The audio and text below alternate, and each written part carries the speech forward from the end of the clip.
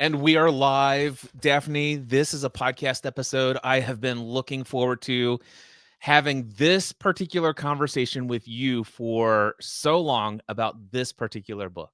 Yes, and me too. And I'm going to tell you, what is so exciting to me about this is I read this book. This was one of the first books I think I read on my, what I would call my beginning of my awakening journey. We could put it in the self-help section. But yeah, it is definitely one of the first books I ever read. And I'm really excited because going back through it, I wouldn't say that I've gone back through it in the last probably 8 years. I probably reread it maybe 10 years ago. But going back through this time, I mean, just the way things landed differently for me. And then just getting there's just this historical context. Like, for example, he mentions Forrest Gump in the book, the movie Forrest Gump. And I went back and I'm like, wow, when did that movie come out?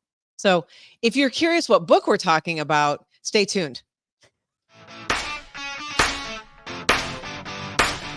Welcome to Life, the ultimate choose-your-own adventure game with hosts Cliff Ravenscraft and Daphne Scott. Join this dynamic duo as they explore the profound concept of life as a thrilling adventure, blending ancient wisdom and modern psychology. Embrace the joy of living with presence, creativity, and playfulness. It's time to navigate the game of life together. Are you ready to play? Let the adventure begin. So, Daphne, this week for me, it was the profound concept of life. I had the play. Are you ready to play? I am ready to play. And we're going to be talking about the book, The Four Agreements by Don Miguel Ruiz. Yes. To end the suspense. Yes, to end the suspense. I want to say that for me, it would have been interesting to know what it might have been like to have this particular book be the introduction to my awakening journey, because I didn't start out with a very easy book. I started out with Autobiography of a Yogi by Paramahansa Yogananda. And then I went straight into his 2-volume commentary on the scriptures and teachings of Jesus called The Second Coming of Christ, the revelatory commentary of the original teachings of Jesus. And then I went down some way deep in very esoteric paths. And it was probably about a year into my awakening journey when I finally discovered this one little book I could have read in an afternoon in 2 hours. Yeah, and easily. It is so amazing how it simplified things that I had been trying to wrap my mind around, but also in a way that describes everything I'd been experiencing over that past year, going down some much more complex routes. Yeah, it is. The reason I laughed when you said Autobiography of a Yogi, because he gets in there about how they're levitating, and his guru comes back to him like he's been dead for however long. That's what I'm saying. Here, because for me, wow. I'm coming from a lifetime brought up in the confines of the evangelical fundamentalist Christian doctrine of all this other stuff, and I'm feeling compelled and drawn to read this book by Paramahansa Yogananda. And it is literally like, you talk about some resistance to thinking about the world and God and the universe and everything, the concept of life from a different perspective. It was an awakening experience. And at first it was a bit of a rude awakening. Yeah, it is. That is a steep ramp. Yeah, for sure. Well, this book, I mean, I would say, we're saying you could read it in an afternoon, and you can for sure. I mean, it's not that thick of a book. So The Four Agreements by Don Miguel Ruiz, it's not that thick of a book. However, I will say that some of the concepts, like and I know we're going to touch on this because you mentioned it, we're going to talk about like the idea of the dream of the planet. I mean, there are parts of this book that are definitely, by the way, it's written from his tradition, which is the Toltec tradition, which is the specific group of Indians from Mexico. So this is his background and his culture that he was raised in. And, they do talk about some pretty deep concepts and some different ways. And what I would say are some different ways to think about things. And that's what this book, there are a couple of things that stood out to me when I first read it. And one of the first, I mean, it's called The Four Agreements. And you immediately have the idea that there are 4 sort of prescriptions he's going to give you for how to, live a much more joyful life. I'm paraphrasing. However, he makes it very clear in the beginning of the book that there are things also that you have agreed to, unconscious things based on where you were born, who your caregivers were, what things you decide to believe. Like, we could call them beliefs. I think we could change the word agreement to beliefs, and just how this happens in what he refers to as our what's he call it? Our being domesticated. Yes. Our domestication. So this was really eye-opening to me. When I first read this, I was like, what is he talking about? Like, what? I've agreed to certain things. And, we have other ways people have talked about it is we have these contracts that we have unconsciously signed, right?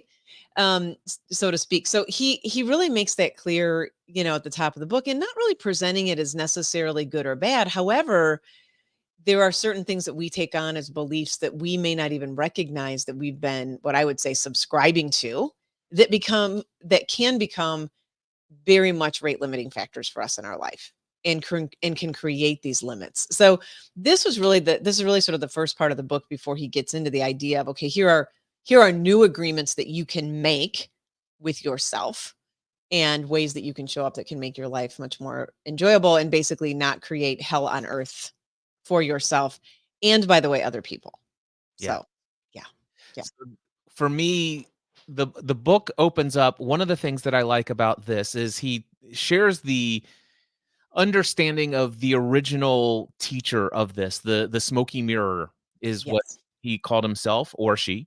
But anyway, the reality was that in this culture, in this story, this person had been brought up as a medicine man and was going to go and follow this tradition, and this person did not agree with everything he was being taught, and Right. so felt called to go off into the wilderness, into the woods, and one night sleeping in a cave had somewhat of a metaphysical experience, a oneness with all that is kind of experience.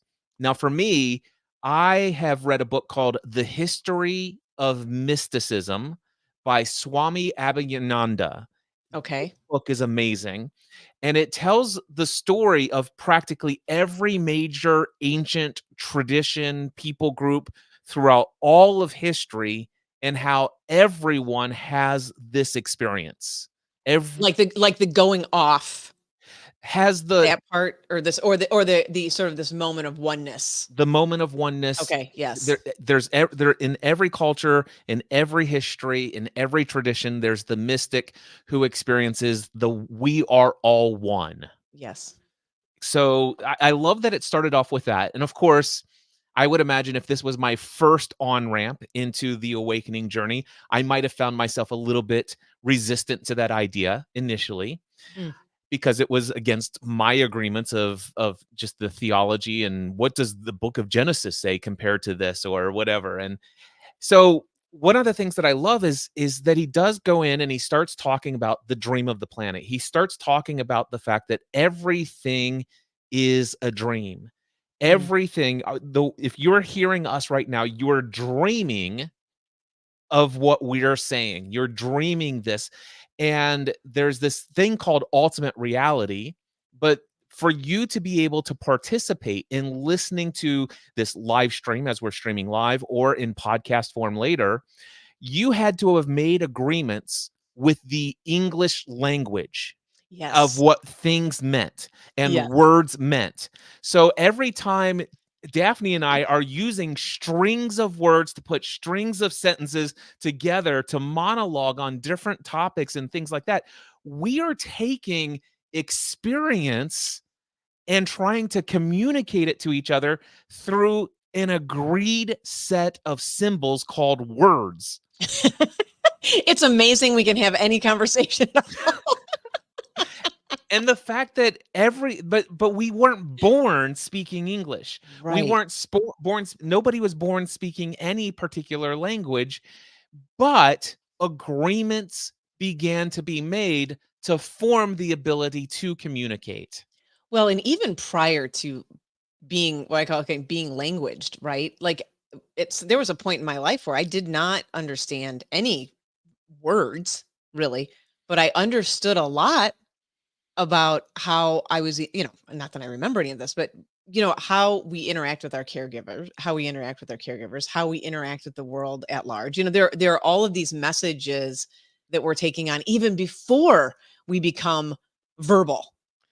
Right. So Yeah. so what I was getting at is, for me, the just the concept of just the fact that the words that we use Yes. are beliefs in and of themselves. Yes, they are. And it's And, where and we get concepts and yes, very much so. exactly. And I had to become aware of this because oftentimes I'd get into a coaching conversation and somebody would speak a certain set of beliefs and they would use some language, a few words, and my meaning that I associate to those words might be perceived as negative and stuff like that. And I would say, "Hey, are you sure you want to use that language?" And they're like, "Well, what's the big deal with that language?" Well, Yeah. because that word means this, and they're like, "No, this word means this," and I'm like, we're not in agreement about the meaning of this word. Yeah. Which, by the way, is a place that I spend a lot of time. I'm sure it's because of my philosophy background and words create worlds. And I think, Yes. that's what I really took. That's not my quote, by the way. That comes from Chris Peterson, who was a positive psychology researcher. But they do create worlds. And, I think it can be very important to know what we're talking about. I was just writing this article on productivity. And what are we talking about? Like, what does that even mean? Because what it means to you may be very different than what it means to me, And so defining, so I always call it having kind of having an operational definition. I want to mark a couple things here. I think it's important for the context of when this book was written and being able to put it into now. So this book was written in 1997. Mhm. So I don't know how many years that is. What is it? What's 2027 would be like what? 30, 40 years, 30 years, whatever the math is. A while ago. And Cliff, some of the things that we're talking about with beliefs and how we see the world, some of these experiences, like when you talked about the experience of oneness or what would be also called the experience of awe, Mhm. it wasn't called that in 1997. And there's a ton of research that has happened since 1997 now in neuropsychology. There's actually quite a bit being done at Johns Hopkins around psychedelics, around these experiences that people have that they would not with psychedelics per se, but these oneness experiences. And they're looking at the brain now. They're able to do a lot more now to understand all this and to put some, even more explanation behind it than in 1997 it seemed sort of woo-woo and out of nowhere. Right. So I really want to mark this because I think this is one of the reasons why I want to get to why this book. We could be talking about any book, right? And why this book. And there's just so much now going back through this book and knowing the time that has passed and what has come forth around our understanding of, living a great life, being who we can be on this planet, creating the dreams for ourselves, taking the opportunities that we have. And some of these experiences that seemed so out of left field are being able to be explained more now than ever, which I think is really valuable. So I think how we got on this book was, and at least for me, I know it's true. This book was just very impactful to me at a very, very early stage of my, awakening process, my change process, and realizing that I could create the life that I wanted to create and that I wasn't a victim. This is another part of the book, that I wasn't a victim of my history and of these sort of agreements that I had, excuse me, that I had unconsciously agreed to. So I Right. just wanted to kind of mark that and just say like what was happening in 1997 and where we're at now. I love that. And what I love about that, adding on to what you've said, is that this book was written in 1997 and it may have sounded a little woo woo at the time. And you're saying there's more science to back it up today. But there's nothing that's said in this book that isn't also written about in the scriptures of the Holy Bible Right, right. and also the Vedic scriptures of Hinduism. Yes. So Yes. and of course, as I mentioned a little bit earlier, this book called The History of Mysticism it is something that has gone back in every, so this has been around forever. And what I love is that today science is catching up to tens of thousands of years Yes. of tradition. Absolutely. Absolutely. And we see this again and again. I mean, this is really what, when we came up with this show, this is one thing that was so important to me, is that we were going to bring in, psychology, we were going to bring in science, we were going to bring in the spiritual realm, we were going to bring in all of it. Oh, and don't forget my favorite phrase in our script that's in the intro, ancient wisdom. Yes, ancient wisdom. Thank you. That was Ancient actually the phrase. wisdom. Yes, ancient wisdom. That was what I was trying to think of. So, yeah, we were going to bring in all of it. And I find that all of it has value and all of it is helpful. And I think it's very helpful when we're wanting to talk about things and explain things. And I think, for me, what all of those pieces open up is you start to see these common threads. Right, you start to see the commonalities from ancient wisdom to psychology to philosophy to all these different pieces, and you're like, oh, the different spiritual traditions. Right, when you get to the root of them, what were they really talking about? So it's all very helpful. Yeah. So we talked Okay. a little bit about the dreams, that the fact that we're Yes. dreaming, the fact that we have agreements are kind of, you can say the word belief for agreement. And so, and by the way, the dream is a made up idea, belief, or thought or concept as well. So Yes. that's the whole idea. So we're talking about the dream, and we were talking about the dream of language that we use to communicate with one another. We talk about our own personal dreams. So you were talking about there are certain things that we have in our own unconscious mind that we operate under because we experienced some things before. We then assume this is what this means. We believe that to be true. We made some sort of agreement about what that meant. And we Yes. live our life looking through the experience of reality through the lens or filter of this unconscious system or dream that we have. It's But wild, man. and then he talks about it's not just our personal dream, but there's the dream of the family. Yeah. There's the dream of the town, the community. There's the dream of your faith community. There's the dream of your state. I mean, we live in the United States, so it's amazing to see some states are very red states or blue states, or some have this and some have that. And so there's very real seeming lines of what people believe in certain people in certain people groups. Then there's the dream of the nation, the dream of the continent, and then there's the dream of the planet. And not just the dream of the planet today, but then there's the mass consciousness of all humanity, which, by the way, Mhm. that's a different term from something else, not here, but the mass consciousness of all humanity is the dream of all humankind. It's the culmination of every thought, belief, attitude, concept that has ever been created, and it's all out there floating around, informing each other and impacting each other and all this other stuff. And there's arguments that are made that not only are we born and then we start making agreements with what we've been taught. There are arguments that are made that some of that memory, some of those agreements are stored in memory in our DNA, passed down from our ancestors, from our parents, our grandparents, and so on. And again, I don't know where science lands on this today. It's Daphne called can it's called epigenetics. epigenetics, but the It's a real thing. but the idea that if there was an incredibly physically, emotionally traumatic experience with, and it must have been my grandmother, great grandmother, great great grandmother, somewhere down in my line, somebody had a vicious experience with a snake. I have no idea what it was. It could have been all the way down to, I'm not going to go there. It wasn't Eve, was it? I have no idea. But here's the interesting thing. I have this irrational fear of snakes, Daphne. Huh. I've never had a snake do anything bad to me, Yeah. ever. But if I see a snake on television, I can't look. I have If something to tell you. if I'll Same listen in thing. just a second. If I see a snake in person, I'm like, oh my gosh, I'm like, my life is in mortal danger. I don't care if it's a little cow snake, black snake. I don't know one snake for another snake. All I know is I see snake and I know instantly that my life is in dire danger. I am going to die if I don't get out of this experience. And that's even if I see a picture of one. Yeah. So the interesting thing is, I went down to this place called Natural Bridge State Park. It's Okay. 2 hours from my home.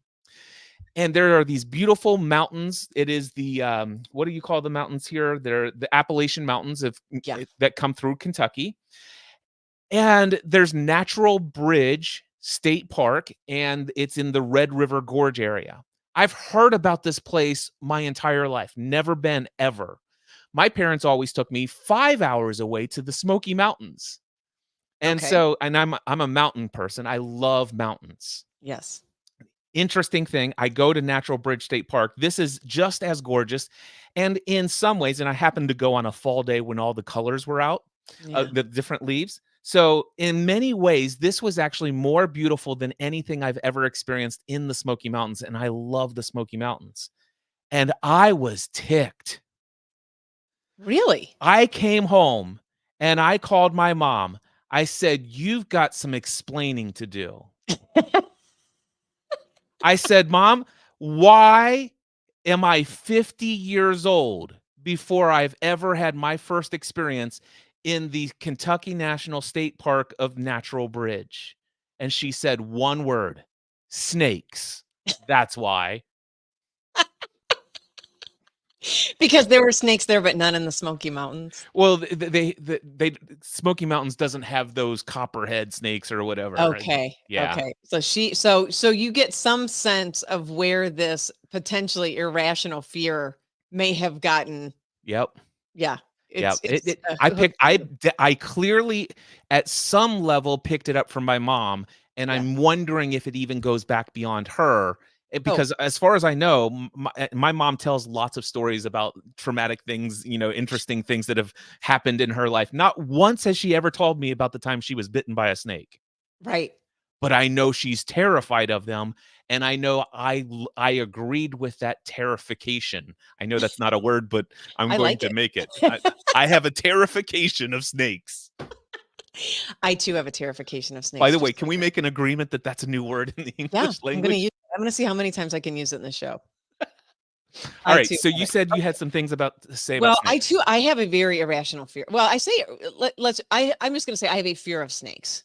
Like, I don't know if it's, I guess on one level I would say that I've never been bitten by a snake. I have come upon snakes, and I'm sure they were just as scared as I was. They're just like laying there, minding their own business, and I'm walking through the yard and, oh, there's a snake. So I've had that happen. But I've had that happen with people too, and I don't seem to be as afraid of people.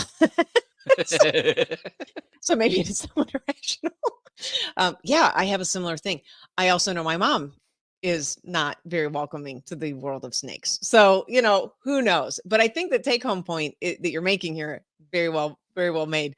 An example of snakes is we take on these things, right? And there's not even a conscious sort of, it's not like you said, "Oh, my mom is terrified of snakes. Okay, I'm going to be too. I'm going to do the same thing." You just picked it up, and it could have also happened your mom got it from someplace else and someplace else. So all of these things are really happening. And, wanting to get underneath all that, this is another part of the book. He describes, he doesn't really get into how to do it per se, but he gets into like making an inventory of these beliefs that you have, which I did at one point in my life. Now, I didn't do it from this book, but what I really looked at is, what are the self-limiting beliefs that I have? Some of the work, for example, that I did was around money, like stories that were told and sold. I like to say it that way, that were told and sold about money. It's the root of all evil, right? Like, at the same time, I mean, you probably know this from. If you build barns to store up your extra things, then everything you'll have will be taken from you tonight, which is a parable in the New Testament. Yes. So, we get these sort of stories and these ideas. One of my favorites is the story about flying too close to the sun. The Icarus. Icarus, yes. And, it's very interesting that story, we never hear actually the second part of it.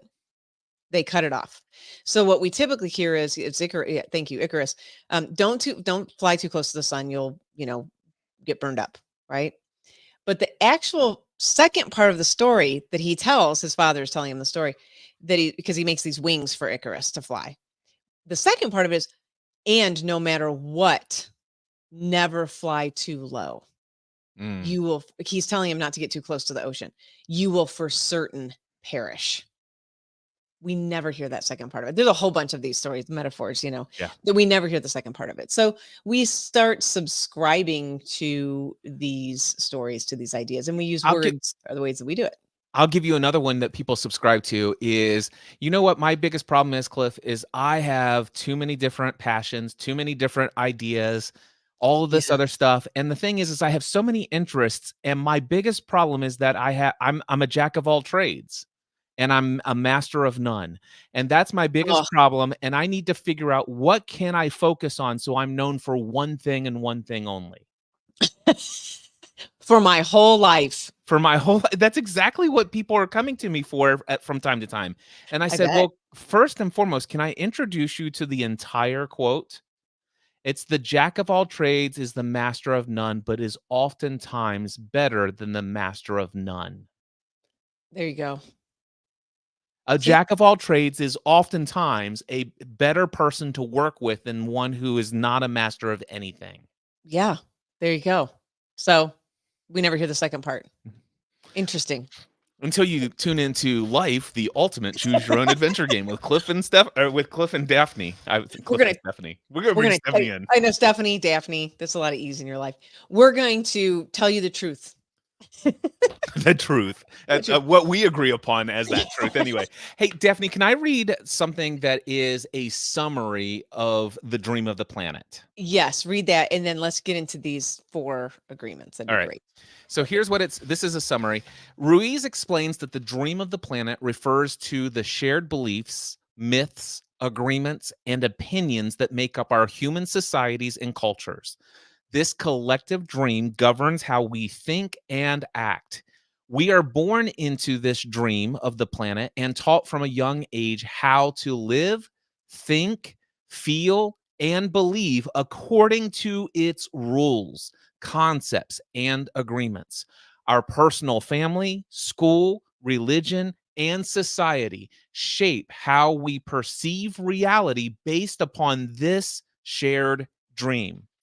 Adults teach children how to dream according to societal norms by hooking their attention and imprinting rules, language, and belief systems onto them through repetition and by rewarding and punishing certain behaviors. This process of domestication trains humans to live according to the dream of the planet. The dream of the planet can be likened to a fog or smoke that clouds our ability to see ourselves and the world clearly. It keeps us trapped in fear, suffering, judgments, and lies that we accept as truth. This shared dream reinforces the idea that it is normal to live in fear, worry, sadness, and scarcity.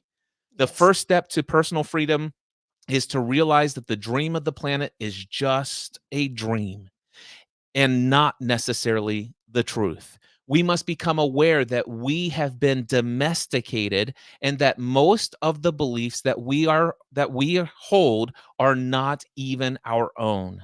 This opens the door to questioning the dream and choosing a different dream, a new dream, a dream of heaven rather than hell. There we go. And the dream, and I think the take home point from that is really when he starts to make the distinction between fear and love. That Fear a lot and of this, love. yes, fear and love. The way that we've been domesticated quite a bit is, and we can, I mean, you and I have talked about so many of these things on the show already, but we can talk about, the ego and its desire to keep us safe and how we get domesticated into these beliefs about what we can do and what we can't, how we can be and how we can't be. Yeah. And so we just start believing these things, and none of it is true, really. Well, and I know you want to get into the actual 4 agreements, and I do as well. But I also want to, and I also see, I caught that one. And it's so good. I'm learning. All right, so I also want to bring in something else that I caught this second time through, and it's what he calls the book of law. Yes, I was just going to mention that. So all Okay. of these kind of come together and create this book of law, and we should probably talk about the judge and the victim. Yes, let's do Okay. that. Okay. So, do you want to Yeah, introduce the sure. book of so the Yeah. book of the law is this concept of everything we believe. This is what governs our thoughts, behaviors, the way we think, and our emotions. Because every time we think against something that we've agreed with, even unconsciously, we can't. If we are out of alignment with what we believe, there's a negative emotion that's tied to it. Yeah. And so what happens is this we experience punishment and initially early on in the domestication process, it was others who disciplined us. It Mhm. was them who punished us for breaking the book of the law or going against the agreed upon concepts and acceptable things of societal norms. But eventually we become self-domesticated, meaning that we may have grown up and we're no longer under our parents' roofs. Our parents may not have a lot of influence in the way that we think and see the world and how we process what we're doing day by day as grown adults. Yet we still have that unconscious book of law, and there is the judge and the victim, and I'll let you explain that. But Yeah. the judge is a part of us. It's a voice in our head that's constantly trying to punish us anytime we go against the book of the law. Go ahead. Yes. Well, and that's a perfect lead in. Anytime we're going against these rules, we all have these rules. And really to find them, what I would say, and when I work with clients, all you have to do is find your can and can't statements, right? I can work for myself. I can't leave my job. I can make this much money. I can't have that car. I can just keep filling in the blanks and you will find many of your rules. The other place you find rules is with the big should word, right? When we're shoulding all over ourselves, you'll find yeah, you'll find your rules. That joke. I love that joke. And let me give you one other thing. Yeah. There's a series of questions. Number one, is there anything you want to experience in your life that you're not currently experiencing? Anything. Write it down. All Yes. right. Then write down what are one, two, or three things you already know that you should do that would get you absolutely closer to having that experience. Then write down one, two, or three things that you know you need to put an end to, that if you put an end to them, you would be closer to having that experience in your life. And then for each of those, ask this question: why haven't you already done this? And then for the other questions, why haven't you already put an end to this? And you'll come up with what you have been calling excuses. Yes. That's another word for beliefs that are holding you back from experiencing what you most want to create in the world. Yeah. And let me asterisk this. I want people to know is they're very logical.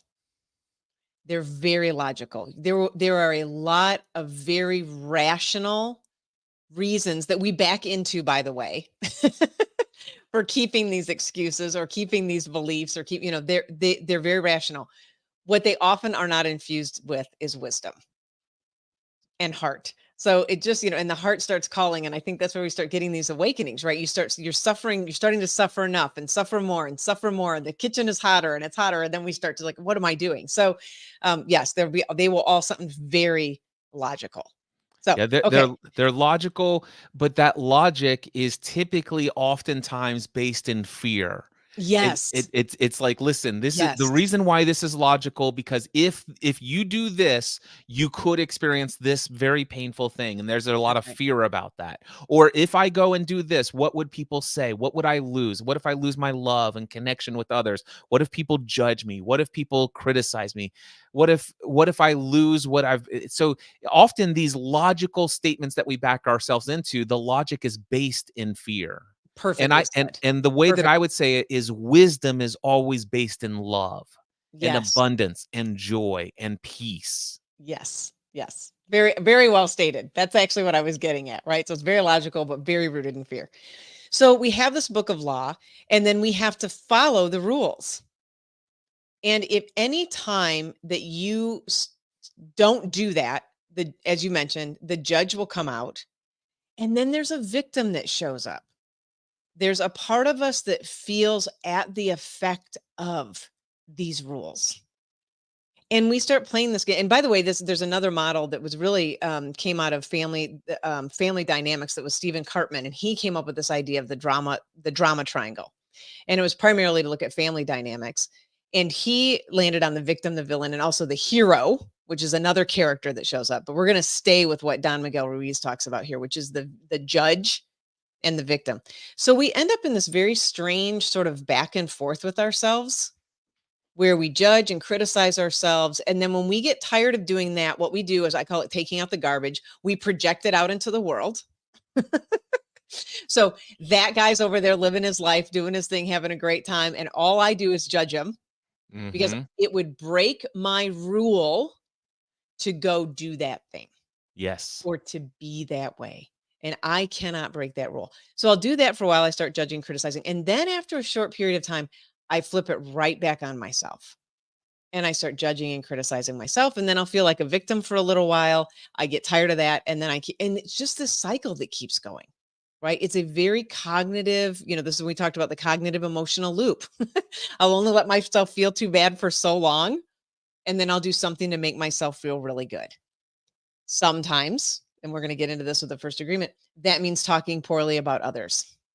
Yes. And Right. talking poorly to ourselves. Yeah, and talking poorly to ourselves. Exactly. So all of this starts to, I just want to come back because I think what you set up really was really great around language. This is how these beliefs start to manifest, or how they are, and these rules are manifesting themselves inside of our own heads and in our own conversations and with our own belief systems. So we have the judge and the victim. So you can take a look at your own judger. And I think that's another great way to find your rules. Right? What do you judge and criticize yourself for? What do you judge and criticize? Sometimes it's easier to see. Well, I don't know if it's easier, I guess, but sometimes it's easier to see where we judge and criticize other people, like what we sort of said, and then get deeper to say, like, okay, what do I judge and criticize myself for? Right? Where am I actually kind of holding myself hostage here? Yeah. And then you start to find out more of your rules and more of the ways that you're setting things up. For me to find those judgments, whether it's judging others or judging myself, all I have to do is look for negative emotion. Yes. So Yes. if I'm feeling angry, if I'm feeling anxiety, worry, doubt, shame, guilt, all of this other stuff, it's typically there's some sort of judgment that I have against another person or of myself, of where I stand. And it's basically out of alignment with what my heart's wisdom, what love would want me to be in the world. Yes. But where the book of law has certain agreements that have been made of, this is true, and this is what it means to actually be in alignment with societal norms. And so I must adhere to this if I'm to be accepted, which is a very logical thing, but still Very based logical. upon fear. It's still based upon fear when my heart's saying, no, I want to express the authenticity of who I am, the fullest expression of myself, and without being concerned what other people are going to think or say about me. Yeah. Not live in this terrification. Yes, There's that. terrification. Cha-ching! We have one.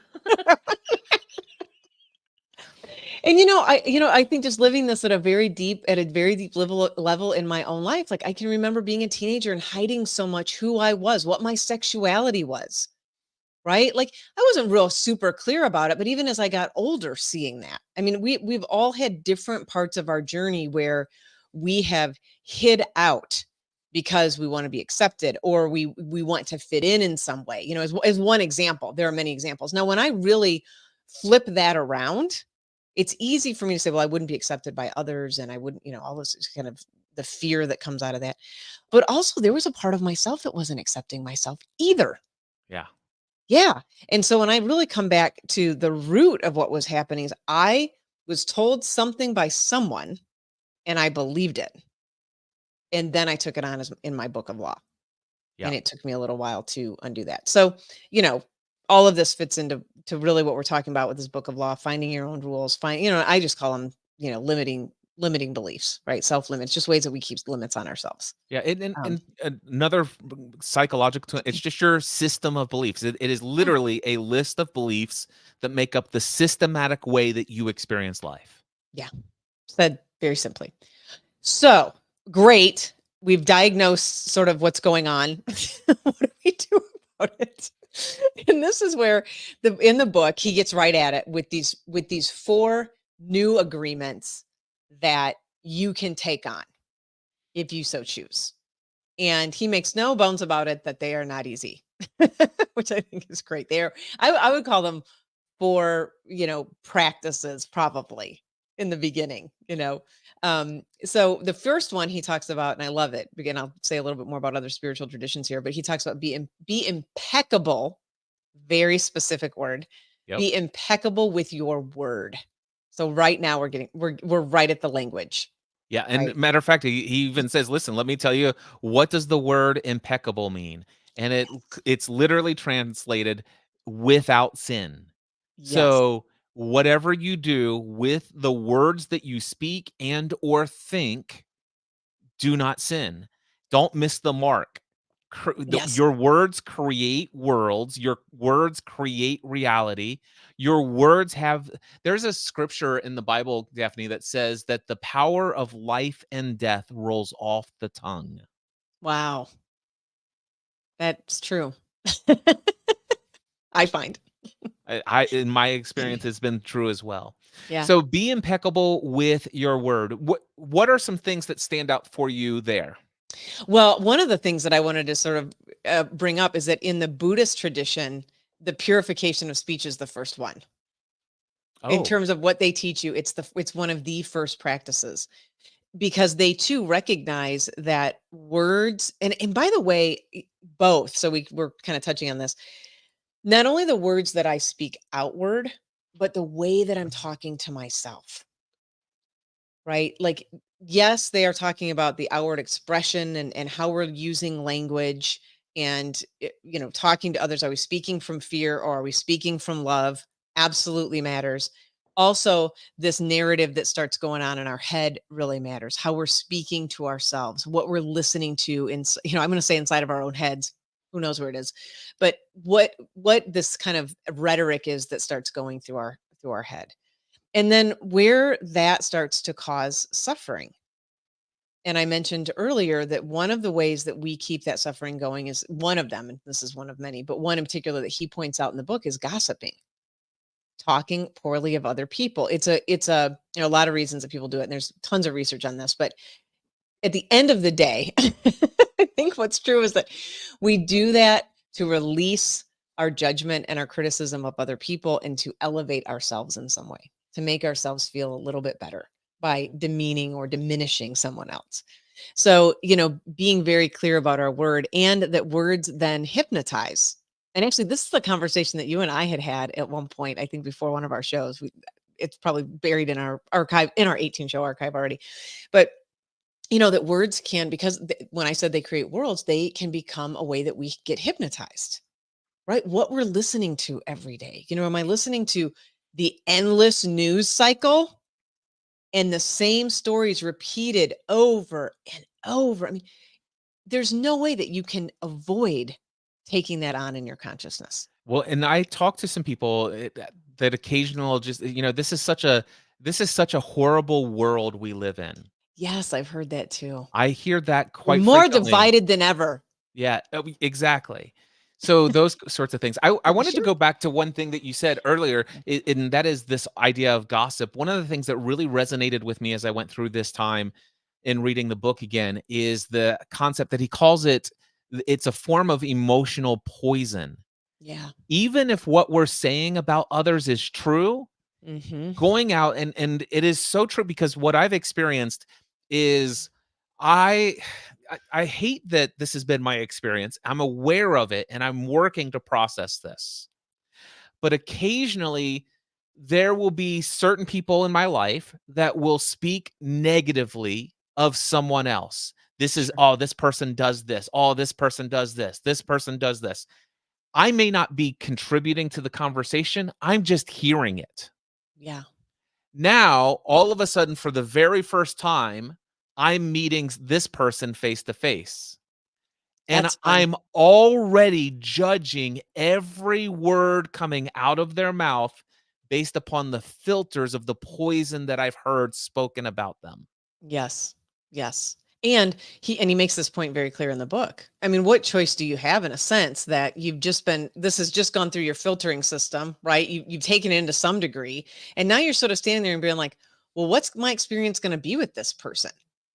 Maybe that person did have, I mean, who knows what their motivation is? Maybe they did have a horrible experience with that person. But now it's been a little bit of a setup. And now there's doubt, which, by the way, doubt lives right above the core experience of the hardcore fear. Yeah. Just right. So now there's doubt. So now you're already entering into this interaction with a little bit of trepidation. Well, and not only that, but the reality is that that person, you said they may have had a negative experience with this person. Sure.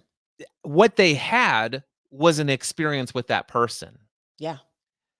which they interpreted as negative, Yes. and Yes. that's the filter of what they gave us. That's right. So it may have, that person may have not even meant what they heard or perceived. They may have said something, or they may have had a little bit of an attitude because of something happened right before they walked into the office or whatever, and stuff like this. But you perceived it that they were making an attack on you. Clearly, if you looked at it from a bunch of different angles and watched instant replays and all this other stuff, you could Right. come up with other meanings. But here, the people that you gossip to are only hearing your perspective, your Right. perception, your this. And if we could just be aware of the fact that, wait a second, when somebody comes and gossips to me, I don't want to agree with it. Yeah. I wanna not come to a conclusion about the truth of such statements. And I think that's beautiful. And I want to say a word about this because I too I mean, I don't know anyone on the planet who has not gossiped or not had many experiences with gossip. Whether you're listening to it or you're the one verbalizing, it doesn't matter. By the way, you're still a part of the system. So, you know, what I think I started and it's still a practice for me to this day. What I started to pay attention to was how I felt, because there's another thing that gossip, it is absolutely born of some level of fear, and there's a little adrenaline hit that comes with it. And I started to pay very close attention to how I feel in my body when either I'm listening to gossip or when I am the one gossiping, or both. I mean, it's the same thing. When I'm involved in any sort of gossip quagmire, how I started to feel. And I can confidently tell you that I feel tired after I have been involved in a conversation like that. Yeah. And, the adrenaline has been flowing. I mean, again, there's a million reasons for it. It creates a false sense of connection with the person you're talking with. And there's just so many other things that could be more life-giving to talk about, probably. Um, all things being equal. So I think if we pay attention to how we feel too, it helps us be able to have some boundaries around it, because I think that's one of the hardest things. And most people, when I've worked with them, is like, yeah, but how do I remove myself from these situations? Like, I don't want to agree with this person. You said it perfectly. I don't want to agree with what they're saying I don't want to keep the conversation going. I'm at work. I'm in a group of 3 or 4 people. We're all gossiping. There's some connection. How am I possibly going to make myself the odd man out here and shut this down, so to speak? And I think once people start paying attention to how they really feel, it becomes a little bit easier to shift the conversation. It becomes a little bit easier to, excuse yourself and go to the bathroom, whatever you need to do to exit the conversation. Or if you shall be so bold to say, hey, I noticed this conversation doesn't feel very good to me. Can we switch the topic?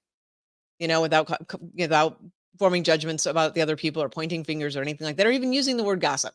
Right. Yep. So yeah, I think that's the other side of this, is just paying attention to how we feel when it's happening too.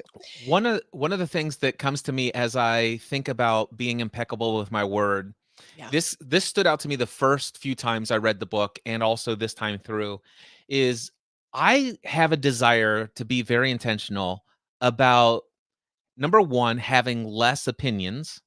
Yeah. That's one thing that I'd like to have less of in my life. Okay. And if I do have opinions, I'd like to share them less. I'd like to, Keep and them to this, myself. hold on a second. If anyone knows anything about me, I love to talk. Yeah, All me right. too. I love to create content. I love to speak and I love to share my ideas and stuff like this. But one of the things that I want to do less is I want to stop speaking my opinions. Instead, what I'd love to do is invest more time percentage wise speaking about my experiences, my perceptions of how I'm filtering things, how it's impacting me, evaluating whether or not I feel this is a beneficial way to experience this, and based upon where I am, what do I want to create from this, and leaving out the part of the stories where I may be perceiving that I'm some sort of victim in any situation or scenario, or somebody has done something, and occasionally somebody will come to me and say, "Hey, Cliff, what do you think about so and so?" Or "What do you think about that situation?" And I'm like, I really am trying not to think about that. Yeah. Well, I I, actually think you do a great job sharing, life through your experience. So I yeah, don't I don't know how many I don't know where else you're sharing your opinions, but no, I only in private mostly. yeah. But yet occasionally somebody once said, "Hey, Cliff, what do you think about such and such?" Or "What do you think about so and so?" And it was somebody we all knew. And I have all sorts of inside knowledge that most people don't have knowledge of. And I didn't say anything spiteful, hurtful, or poisonous, but I did speak an opinion, right? Mhm. And my opinion was based upon details that I'm familiar with. But I Mhm. still understand that my opinion is still run through my unconscious beliefs about Yes. what's right and wrong and what values I hold and all this other stuff. And so my opinion is not completely non-toxic, if you know what I'm saying. I do. I mean, I think anytime I really appreciate what you're saying, because I think when we talk about being impeccable with your word, when someone's asking you to give an opinion about another human being, I mean, good luck. People, first of all, people are incredibly complicated. you know? I'm like, well, I can write you a book on this person's life if you like, from my Wait, perspective, but let me what give weight you does it carry? let me give you okay, so let me give you a real it's like, "Okay, Cliff, I'm about ready to invest $50,000 to work with so and so. Do Yeah. you think that this is a good investment?" And Hmm. I'm like, "Wow, I really like you. I really like this person. Hmm. I happen to know what you want, and I happen to know what this person is promising you. I happen to know all sorts of details about this person that most people don't know, and if Hmm. they knew them, they might not want to hire them to help them do what you want to do." And the at some point, at some level, I'm like, "Well, who am I to have that opinion?" And Yeah. I that there's I think at some level it's non-toxic. It's not, somebody's coming to me for my thoughts and stuff like this, but it's based upon my perceptions of a situation, a scenario, and there's countless data, billions of forms of data that I'm unfamiliar with in that person's life and scenario. And this may be the best thing for them to go do. And here I am asked to give an opinion on whether or not this person should invest $50,000 to work with this person. Well, and I think in that scenario, you know, I guess we could pretend that it's personal about the person, but I think in that scenario, this person saying, I'm going to invest $50,000 to get results. Do you feel I will get results? And I think at that point, it's sort of like, well, look, people have probably, you know, I don't know if you will. And I can't comment on Yeah. every single instance in which this person has worked with another person to get said results. So it may be beneficial for you to really talk to other people who have worked with this person, because I'm imagining, and I could be wrong, but in this scenario, I am imagining that that person you're being asked about, you have not worked with that person and given them $50,000 to get a certain result. This is true. So you wouldn't really be able to comment. I mean, and I think that's probably the conflict. Like, their backstory, and you may know that maybe they have taken two or three people's money and they haven't gotten results for them. But you wouldn't be able to comment on the experience of them doing the work with people to get those results. That's right. I don't know what's happening on the other side of the story, Right. and in any of those scenarios. And what I'm getting at is I'm trying to get to the place, and that Yeah, I hear those you. those conversations don't come up very frequently, but when they do, I feel like they bring me dangerously close to not being impeccable with my word. Yeah, I hear that. That's Yeah. that's what I'm getting at, and Yeah. it's like, and occasionally I find that the opinion flows before the thought of the fact that I'm actually answering something, and it's usually afterwards, and it's like, and then I'm writing an email, "Hey, do you have a time for a 5-minute FaceTime call? Because I wanna share with you, let me explain to you that I don't have all the details," and I'm like, "Maybe I shouldn't have said this," and I don't 'cause and it's not that I feel guilt or it's just that that just didn't feel right. I don't feel good Yes. about this. I'm not feeling guilt. I'm not feeling shame, but what I just did It didn't was feel good. not in alignment with what I how I desire to be in the world. I Yes. desire to be impeccable with my word, and I wasn't. I shared some level of toxicity in my response about another person. Yes. Yes. And that is always a slippery slope, Yeah. right? Yeah, I agree. So I agree with you on the opinions. I love to talk as well. I am at no lack of opinions on anything. so letting go of that here and there is always a worthy endeavor. Okay, so being impeccable with our word. Number 2, I want to move to this. Take nothing personally. I love this. My favorite. This one I should have highlighted this in my notes too, because this was one that was a really big aha moment for me when I first read this book. It makes sense. It's logical. So if with all the things that we've just said, if I'm running around here in my own little world with my own little constructs and my own ideas about how the world works and what should happen and what shouldn't, and my own book of my own rules and laws, how in the world can my judgments or what I think have anything to do with you, Cliff? It's really very logical. It's logical of like, why am I taking this so personally? Of course, this person sees the world the way they see it. Of Yeah. course, they have their own perspectives. Of course. And of course, at times, what I'm doing over here on Planet Daphne is not going to fit in with their book of rules. Planet Daphne, I love it. Daphne, I want to tell a story Okay. related to this. So I have some folks, and one person in particular who has lots of criticism of things that I do. Oh, I love And it. at one point, as you know, I do the Day with Cliff Wait, hold package. on. I need to say one person. One person likes to do this a lot, so Okay. Okay. All right. it's become more than a hobby for this individual.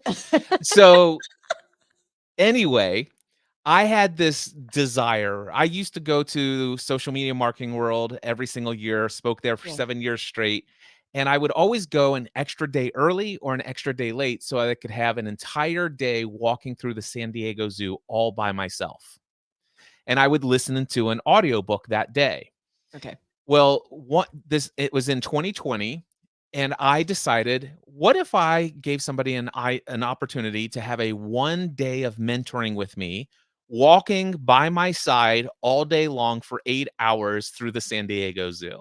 Oh my gosh, how fun. Exactly, and so I'm thinking, "Hey, this is gonna be great. I'm gonna tell everybody about it and say, listen, here's the thing, if you come and spend a day with my in my office, at the time, I would charge $15,000 to come spend the day with me, but here, I'm going to allow this 1 day of one-on-one mentoring for $5,000." So I put this out all of a sudden, and here's what I wrote. I journaled about this. You will often be criticized by others. I'm happy to report that I am a fully recovered former people pleaser. I chose to learn the hard way that no matter how much effort I put in, I'll never be able to make everyone love me. Mm, I have discovered these 5 things. The first one, how I am perceived by another person is 100% controlled by that other person's model of the world. It is their beliefs about life and how it ought to be that determines their reaction to the things I do or say. Number 2, another person's judgment about what I'm doing or saying is a reflection of that person's beliefs and their values, and it is not a reflection of who I am as a person. Number 3, I can't put off living my own dreams just so that other people will not feel inadequate around me. mm. The next one is the fourth item. There is no value in shrinking back from creating the life I feel called to live. And the fifth thing that I learned is that moving forward with my own dreams, in spite of the potential criticism, judgment that might and judgment, it might just encourage and inspire others that they have the power to turn their dreams into reality, freeing them from the fear of how they might be perceived by others. And yes, by the way, I was judged publicly. I got a 1-star written review in my podcast on Apple Podcast, and here's what it says. It's titled "A Ride into Ego and Overpricing."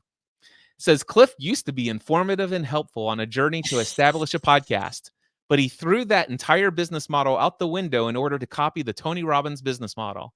I'd call him the poor man's Tony Robbins, but when he wants $5,000 to hang out with him in the San Diego Zoo for 8 hours or $15,000 to work one-on-one with him in his home in Kentucky, you quickly get the feeling that Cliff has fallen into a self-absorption fueled by an ego that few will rival.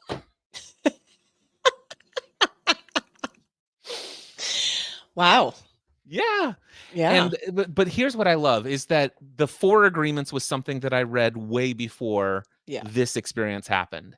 And the Four Agreements was really helping me come into a greater understanding of this the fact that I Yeah, am it's not not personal. this is not personal. Yeah. And the fact that the second agreement, don't take anything personally, has been the most influential agreement that I've adopted. I literally don't care what anybody thinks about me. I Yeah. don't care what anyone says about me. Yet, I say that, and Daphne, I still will tell you that sometimes I'm very self-conscious about putting forth the best image of what I am and holding high standards for the content that I create. And I don't Mhm. want to just do this and this because I don't want people to perceive me in a different way. And so while there's still a desire to have high levels of production value and a commitment to a standard of what not of quality, Yeah. but yet at the same time, that I will say that I still struggle with this idea that if I put out anything less than what's my standards, Mhm. that somehow in some way I'll be judged by somebody as uncredible, not as credible in their mind, and there's a fear in some way that might harm me potentially financially when it comes to a business faced podcast like the Cliff Ravenscraft Show. So it's even there that's like at one level I really don't care, and at another Mhm. level I still have a lot of fear about this. Yeah, that makes sense to me. I mean, I think I want to say a few things. One, there can be a little bit of a nihilistic idea around or consciousness that can come with this idea of don't take things personally. I want to talk about feedback for a second. Okay. So, what this person, when they wrote this criticism, there wasn't anything there that wasn't helpful, right? It wasn't like, hey, maybe change your website color, or it was all just vitriol. So, and even if they said something about your website color, it's an opinion, right? So, one of my friends had this phrase, and he said it this way. He said, "If someone calls you a horse's ass once, blow it off. If someone calls you a horse's ass twice, maybe pay attention. If someone calls you that 3 times, go get a saddle." What he was pointing to, and what he was getting at was, one, and you said that there's this one person who likes to, sort of do this thing.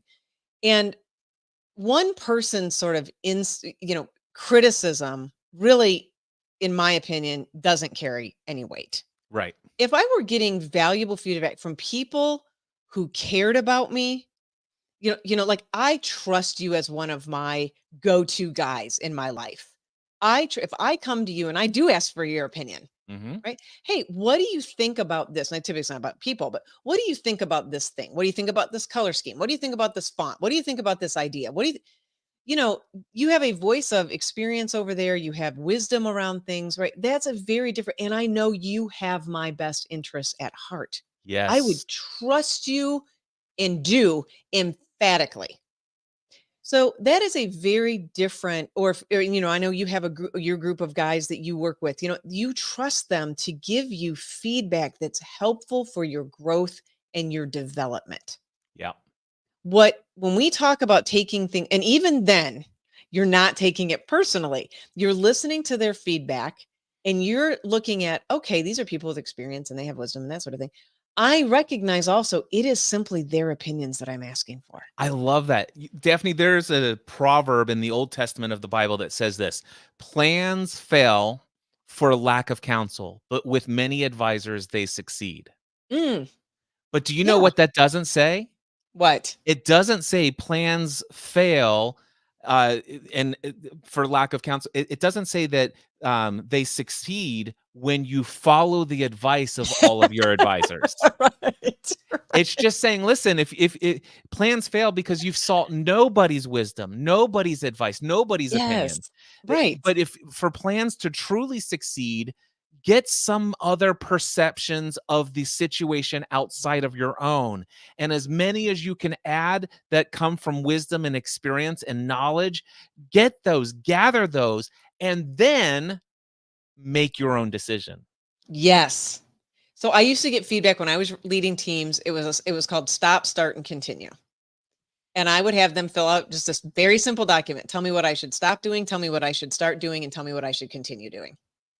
Now, I had to be very mindful, and I worked with a team of people where these weren't anonymous, so their names were on it, and it was incredibly helpful because I could see the things that were themes, that were threads throughout. For example, one time I got feedback, this is so long ago. One time I got feedback, don't pull your phone out when we're in one of our meetings. A, very simple to handle. And B, that showed up 3 times from a team of 6 people. Yeah. Right. So was there a theme there? Yes. Yeah. Yes, there was. And 3 people said it. And I'm like, okay, noted. And then there were also, I just go want to ahead. say there, I want to point out, I like the fact, the distinction between that and the horses asks the phrase is Yeah. that's 3 different people who gave you the same feedback. Yes. Yes. It doesn't mean as much to me if the same person gives you the same feedback 3 times. Right. And here's the great part of it. Other themes, ask more questions. Right. I would come in with my ideas and my opinions and how I thought it should be done. Right. So ask more questions. Great. Here's what was beautiful about certain things, though, where there was a theme from one person. I was learning about that person and what they needed. Yep. Right. So one of my managers said, please don't just pop into the office unannounced and expect me to be able to talk to you. In other words, they had their day going on. I would just show up on my, my rounds. I was living in Chicago at the time, in the city, and I'd pop in and be like, hey, everybody, hey, let's have a chat. And she's looking at me like I am in the middle of 15 different things, right? We would have a scheduled meeting time later, but not at that moment. And that bothered her. Now, here I thought from my world over here that I was being spontaneous and letting this person know that I cared about them and their office and what they were working on and what they were doing. I was taking time out of my day to just pop in and say hello. That was not appreciated. No other manager said that, but that person did. That didn't work well for them, right? So you get to learn about what that person needed and how they wanted to be interacted with too. I still stopped by the office. I just didn't expect them to, take a time. We made that very clear. So, you got to learn then very specific what people needed. So anyhow, I just say all that because I think and by the way, still none of it was personal. Right. Exactly. Still none of it was personal. Right. It was personal. Feedback. Exactly. It was personal to them. It was, this is what they need. Yes. This isn't how I should be. This is what they need. Now, the question is, do I want to be the type of leader that is able to give my team members what they need? Exactly. And getting that feedback is incredibly powerful. And I do agree. There's something incredibly valuable about receiving feedback and constructive criticism. It's easier to take when you've asked for it. Sure. But even when not asked, there's even value oftentimes in the toxic, Oh, for criticism sure. and feedback and stuff like that. Even if it was said with lots of vitriol, I will tell you, this one individual oftentimes if I actually, if he starts up a new email address so that he can email me and get past my filters. My gosh. Yeah, it's it's a thing, That's Daphne. a lot of time. He has lots of time because Lots of I record lots of content and he listens to it I all. was gonna say that's a lot. And I think he transcribes it all and everything. But anyway, I digress. Here's what I will say is oftentimes I feel like this emotional attachment to what's being said is because oftentimes it's like, wow, he's mirroring back to me a lot of judgments I Yeah. have about myself and a lot of my Yes. own insecurities right now. And that's why I'm Yes. taking this so personally. It's because Yes. he's actually externalizing the thing that's been going on in my head. Yes. And That's in exactly it. and in that way, I am so incredibly thankful for this guy to make me consciously aware that I've been holding these judgments against myself and they're bold-faced lies. I Right. mean, the what for example, we talked about going to the gym and working out 6 days a week, Yeah. losing all this weight, and then all of a sudden throughout the pandemic, some of those routines came and went and then things happen and it's like, wow, I have been holding that judgment against myself. And these are not very nice words that are in this email, but man, every time I put on a shirt and I'm getting ready to go out into a conference since 2020, those exact words are what I've been saying to myself. Yep. Yep. Wow. Yeah. And And you I'm can ready to see it. be done with them. Yes. Ready to let go of that. Not Yeah. helpful. Can Yeah. I we'll probably need to wrap up, and Yeah. do Jeez. a part 2 of this one, Yeah. but definitely one last thing I definitely wanna put in here is I pointed out this one note, praise and criticism. Just as you shouldn't internalize criticism, you shouldn't base your self-worth on the praise Yes. of others, Oh, because both can be traps. yes. Oh, I'm so glad you said that because we've talked about sort of the, what could be perceived as negative. And I'm telling you the positive, and we definitely should bookmark this because I want to talk about ambition Yep. on our next show. And we'll continue with this and taking the praise personally. It's Same deal. dopamine hits. It's like, oh my g Yes. it's like the TikTok, it's like, "Hey, Yes. I'm just waiting for my next praise. I'm just waiting for the next attaboy. I'm just waiting for Yep. that next person to tell me that they love me, that something I did changed their lives. Can I I'm looking for that next thing that somebody will say that I am worth existing on this planet." please give me another thumbs up on my social media account? Exactly. Please. I even today, Daphne, I know these things, and I know. I publish content, I put it out on Facebook, and I'm like, "Hey, it's been 15 minutes. I wonder if anybody's liked it and Yeah. commented yet." Yeah. I'm like, It is, man. "Who cares?" We are definitely going to do part 2 on this because it is, and again, more and more has come out about this too. I have quite a bit to say on this topic. And So, we'll talk more next week. Hey, calls to action. What is your call to action this week? yes. So if you are interested in coaching with myself, you can email, especially if you are a leader in an organization. I typically work with people who are working in organizations. In other words, you're working for someone else. So that's really where I spend my time. That's absolutely where my area of expertise is. And you're stuck and you would like some additional support, I am happy to have a conversation with you. You can contact me at daphne@daphne-scott.com and shoot me an email and just put in the subject line coaching and I will get back to you. And again, especially if you are a person who's felt a little burned out, you have felt that you really can't get it together, you feel like you're not able to be productive in your work life, I want to spend some time with you and show you some tools and get to know you a little bit better. Awesome. I love it. And my call to action is almost identical to that, different email address. But but Almost. if you are full-time self-employed as a business owner and you find that you have achieved way more than you ever dreamed possible 10, 20 years ago, you've hit so many different goals and so many different milestones, and by now you would think I should be fully satisfied, completely fulfilled, but I still struggle with anxiety, fear, overwhelm, imposter syndrome at this point in my life. And I somehow feel like one day this could all fall apart and I'll lose everything. Have you ever experienced those things? If so, I know a lot about them, have helped a lot of business owners. I would love to coach you. So if you want to work with me as a coach, as a full-time self-employed business owner, email me. My email address is cliff@cliffravenscraft.com. Put coaching in the subject line, and I would love to work with you. Beautiful. Awesome. All right. Part 2 coming next week. Many blessings, everybody. Until next time, we encourage you to choose your own adventure.